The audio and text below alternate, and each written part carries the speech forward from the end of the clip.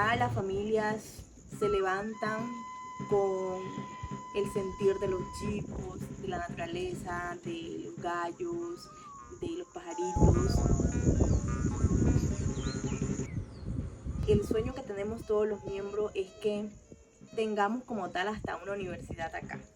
Ya me imagino esto como una universidad, pero que esa universidad sea étnica, porque no hay cosa más linda que un guayú diga yo soy guayú con un sentido de pertenencia tan grande, porque esto es un privilegio. Somos impactadoras, transformistas, soñamos, tenemos sentido de pertenencia y creo que queremos hacer el impacto ahorita.